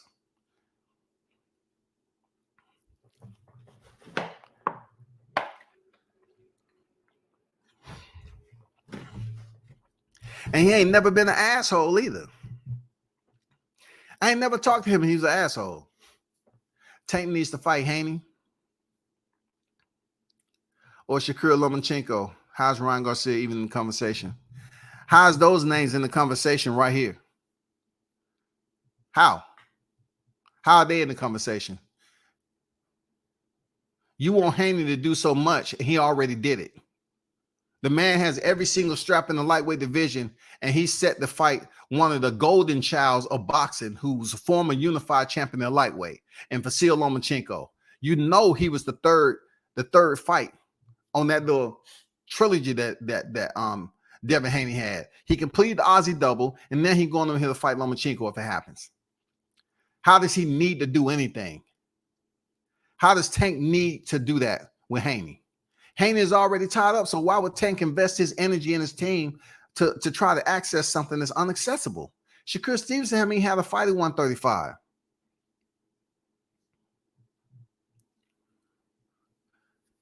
And you should propose that question to boxing. Oh, my bad. You can't propose it to boxing because boxing isn't a single entity. So you have to kind of propose that to Oscar De La Hoya. And let me know how that works out for you. I bet you they believe Rick Glace if he reported low ass numbers for Canelo or Crawford. Hey, shit, you know what I'm saying? Especially Crawford. Crawford did 2K. Yep, Rick is right. He's right. I knew it. Rick came out and said Bud did 2K. That would have been on shit like White on Rights. Oh, yeah, bro. They would have said that shit. See, Rick, that's what we believe in you, Rick. You told us the truth. Now we about to make thousands of dollars doing these live streams on Crawford Man 2K on this pay-per-view. See, we always told y'all he didn't sell. They would have been happy. God damn, you talking about somebody being a gauge to the highest? Shit, these dudes would have been on that high forever and a day, y'all. Forever and a day, man. Shout out to True Media Today, USA Boxing Coach Malachi on deck in the building. He said, this is what I always say. If you stay on the side of boxing, you can never go wrong. This is the Floyd Mayweather effect. Fans being obsessed with pay-per-view numbers. I want to say it's foolish, but then to them, they believe their conversation dives a little bit deeper with their knowledge. You know, how deep are their knowledge, their intelligence of the sport? You know what I'm saying? How far can they go? How far can you dive into boxing? It's almost like going to college for degrees. They feel like it's levels. Are we talking about an undergrad or are we talking about a master's? See, if you're talking about either one of them, you can't talk to me because I'm on the level of a doctorate. Okay, I'm doing my thesis as we speak. You feel me? So you handle that undergrad and master's little level right there, and when you get up here to the doctor's level, because I should be up out of here about a year and a half, and you're gonna have to call me doctor. Okay, people believe in boxing. If you talk about the numbers, bro, it provides you a thicker layer of boxing IQ and education. You know what I'm saying? Like your level of know-how when it comes to the sport is that much higher. If you can talk about numbers. And this is scenario-based shit all the time. This is opinionated. You know what I'm saying? The hypotheticals and all this shit. Everybody believes that they talk about numbers and they'll name drop. Well, I talked to so-and-so. I don't know how many fights you've been to, but I talked to so-and-so. And if you ain't talking to him, then you can't talk to me. Man, I've been at this shit for dang 15, 20 years, man. I'm telling you. And then they come out their mouth and say, okay, let's just compare the numbers. Boxing to the UFC. Okay. I'm not going there, bro. Shout out to Coach on deck, man. People living paycheck to paycheck, talking about pay-per-view numbers. And shout out to Slot Tendencies for the $5 super chat. Appreciate you, brother. Appreciate you. People living paycheck to paycheck talking about pay-per-view numbers like they're in the room with Al and Bob. Hey, man, you ain't lying, brother. You are not lying, man. And you know what? That's one thing I've always kept faith in. Like, I keep faith in my blessings. And for my blessings, I choose to try to bless others because mine will keep going, right? But you have people here, like you said, bro. They're talking about these numbers in boxing, yo. And they just struggling to keep their internet going. And then they say, hey, let me take a break. They go in there and make them a bologna sandwich and come back. All right, we good, they're good. I'm energized. God damn, the bologna sandwich was good. Woo! Man, god damn, that bologna sandwich is good. Okay, let's get back to the numbers. First of all, that tank numbers in the Raphael, there's no way possible that could have happened. And here's how. This is the reason. I'm gonna break this down because y'all want the real, right? Y'all want the real, right? I'm gonna give you the real. Who has Tank fault for him to get numbers like that? Who? Mario Barrios? No. His numbers in Mario Barrios didn't come close to these numbers. So that's not true. Jokic got bored? Nope. They're gonna tell you the same shit, man. They're gonna go off the resume. How did he get to a point where you believe that he's doing numbers like this? Who has he fought on pay-per-view? How can we consistently register these numbers on pay-per-view to say he's a star? You know, that's what they would come up with. And then you say, well, he fought so-and-so on pay-per-view. The fighter that he fought, what numbers had he did on pay-per-view? We have to erase this shit, man. Omit it from your thought process when you're talking about boxing. It's according to the promotion. It's according to everything. It's according to the fine details of the contract. Man, it's just so much shit to deal with that we're on the outside. We don't have the access to this shit. We don't have the access to the documentations. So we can present this when we having these conversations out here in the YTC. And we can put them up there and we can share screen. We can put them up there for the listeners to see. So, okay, here go the documents right here for this fight. Not the copy box numbers, not the screenshot. You can go get the copy box and say, oh, so-and-so throw 120, on the 200, this, that. Not that. Which from the promoters or the manager or whoever, they provide documentation, put it out here to the world. I'm talking about contractual documentation so we can go through here and have educational live. It's never going to happen. It's never going to happen. But I agree with you on that there, Tennessee. Real talk. Coach said, I heard 5 different pay-per-view numbers after Glacier released his numbers. But no one said a word before Rick released his pay-per-view numbers. True? That's correct. And look, they couldn't really refute Rick Glacier's numbers because there was no other source to go off of. So imagine, Coach, if Dan Raphael would have released 200 to 215K prior to Rick Glacier, right? Okay, this is floating out here like it is now. And then all of a sudden, Rick Glacier come out with 61K. He would go right back to being the racist that they was talking about when I had him on for an interview and they was up here talking about, he said this about Deontay. He said that. See, look, he came out with 61K. He don't like blacks. I'm telling you, dog, if we would have had some role reversals, bro, and the 215K would have came out prior to Rick Glacier releasing his 61K. Oh my God, dog. They would have said he's racist as hell. Look at him. How can it be that much of a gap?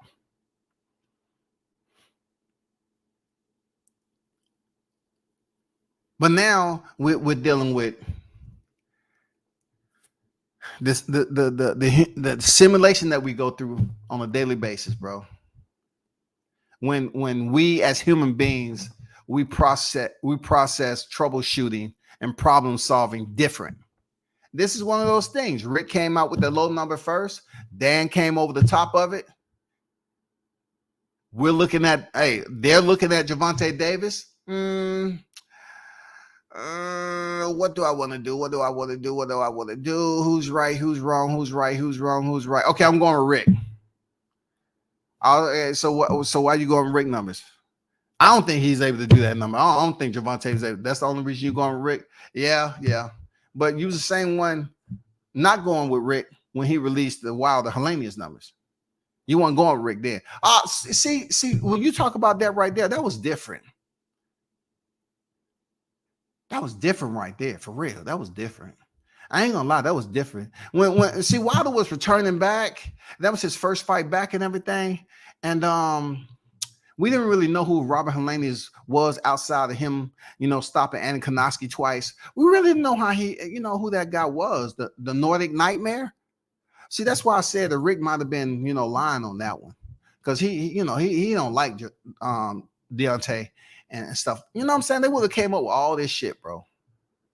No one believes what they see from magicians, but they still watch the magic show. It's part of the Hocus Pocus. No doubt.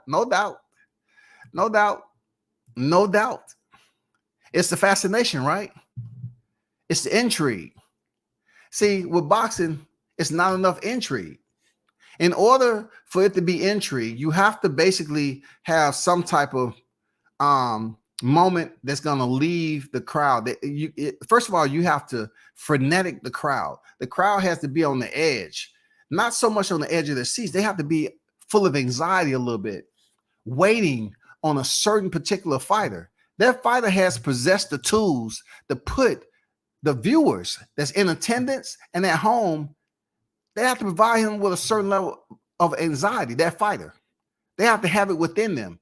Tank has that because they believe he has the knockout power. He has that star power to go up there and set it off. He has it. So people are going to show up out of curiosity for the climactic moment. When can we get the knockout? When are we going to get the knockout? When are we going to get the knockout? When is it going to come? When are we going to get the knock? Boom! That's all they've been waiting for. They've been waiting for Tank to set the shit up. Another thing about Tank is that he gives you the proper build up to the knockout. He's not looking like Jessica McCaskill, just winging and dinging. You know what I'm saying? He's not looking like Isaac Cruz, who's on the Duck Masters Coalition too in the top 5. This guy feel that they should be the A side, and they trying to get all the big fights just based off Gervonta. How can you not say Gervonta ain't a star when you got Rolly Romero saying, "Oh man, I've got more fame and glory off being knocked out to Gervonta Davis than I ever had in life." He's taking pictures. Rolly, come over here. Can I get a picture? Yeah, for sure. Yeah, Rolly. Yeah. 6 rounds. 6-round Rolly. You know what I'm saying? And then Isaac Cruz goes over there, load up on damn near every shot.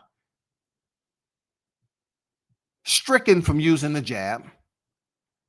He loses the Tank in a decision.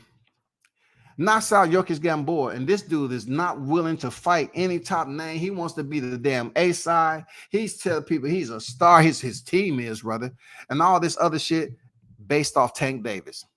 So if these guys right here, Isaac Cruz, Rolly Romero, are claiming superstardom based off their loss to Gervonta Davis, what does that make Tank? What the fuck does that make Tank, though? When you have fighters who are willing to step in the ring with you, and they're like, shit, I took a L to Gervonta, but I got in there with him, though. So right now, my negotiations already went up. I've been in there with Tank. I've been in there with one of his common opponents in Gamboa. You see what I was able to do? Tank went into the 12th round with Gamboa. I knocked him out early. You know what I'm saying? These fighters always got their used common opponents, bro.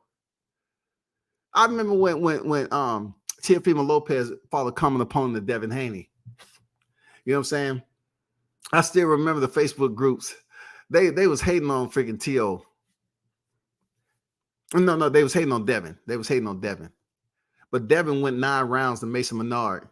And then T.O. came in there and got that man up out of there, I think 1 round. You know what I'm saying? And then they would say, oh my God, T.O. knocked out Mason Menard that quick. Oh my God. It didn't mean anything. It was Mason Menard at the end of the day.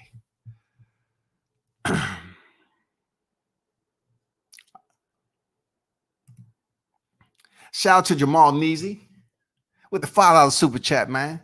Appreciate your support. One love. And Tennessee, I read your support. I mean, I read your super chat, man. It just took me a while to get around to it. But I got around to it. One love to you, brother. He said, laugh my ass off, bro. That haircut story was exactly what I experienced as a kid. Damn accurate, man. Stop talking and finishing my hair. For real, dog. Motherfucker be sitting up there talking about boxing. I have an appointment to make, goddammit. That's why I came to you to get my shit blazed first. You know what I'm saying? Blaze up. Give me the black and crispy. I want the black crispy, goddamn. Line me up. I got things to do now. Shout out to the unbiased fan, aka Brim Reaper. What's good with it? On deck. Mad Dog H on deck. Salute to you. Miguel on deck.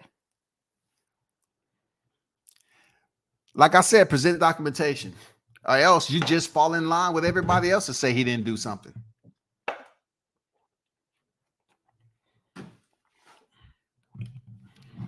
That's just like saying AB is a four-weight champion. They say, how?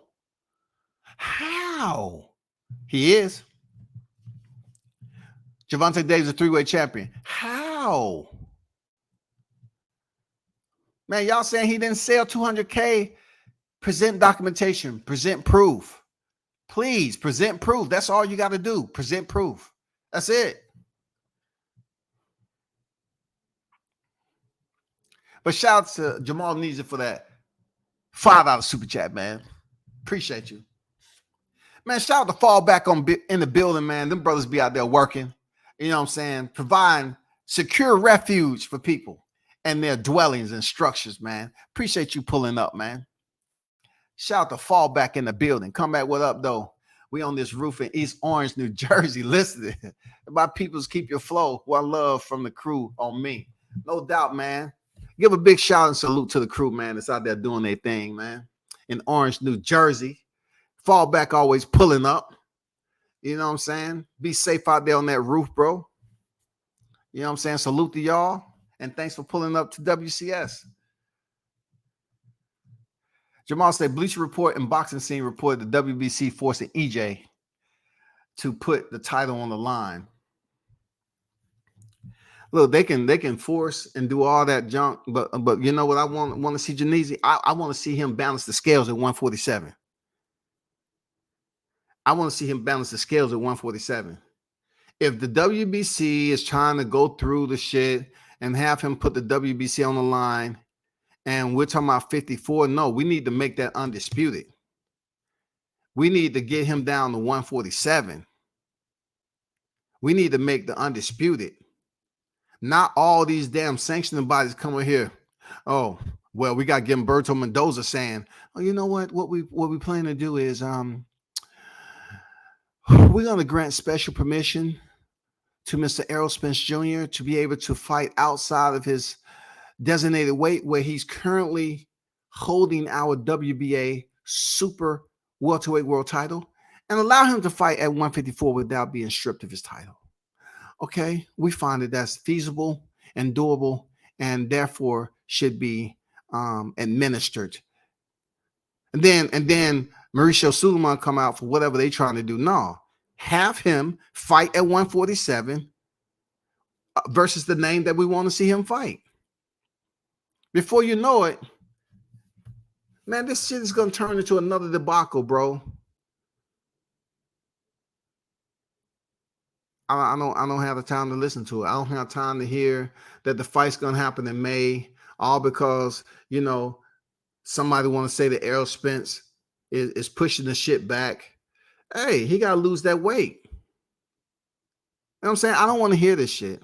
He said April, May, you know what I'm saying? He was gonna make the infamous announcement after the car accident. Man, come on, bro. Come on, but anyway, people, I gotta bounce. I'll be back on a little bit later. It's Friday, man. All y'all enjoy y'all weekend. Fall back, man. Y'all be safe up there on the roof. You know what I'm saying? Y'all be up there doing your thing, bro. Be safe up there. Everybody who pulled up, be sure you check out these channels that's in the chat, man. Especially True Meters Today, USA Boxing. Check out Shaw News. You know what I'm saying? But guy who pulled up, be out there on the front lines. You know, check out Shaw News, aka Showtime Shaw. Check out Retro Boxing and Documentaries. Check out Blood's channel. Check out the Lost Art of Boxing, the LAB. Big Blunts and Boxing on deck. Check out these channels, man. You know what I'm saying? Check out these channels. Easy Work Boxing. Check them out. Till next time, man. Turn up and tune in to World Combat Sports, man. I'm out.